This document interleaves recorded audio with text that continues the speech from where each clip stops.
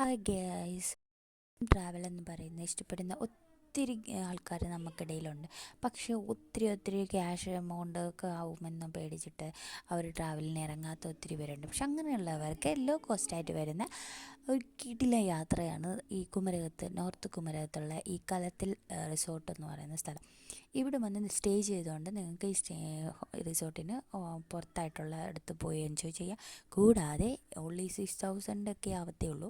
ഇതിനകത്ത് തന്നെ ബോട്ടിങ്ങും കാര്യങ്ങളും ഉണ്ട്. പിന്നെ നിങ്ങൾക്ക് ഇഷ്ടമുള്ള കിടിലൻ ഫുഡും ഇതിനകത്ത് കിട്ടുന്നതാണ്.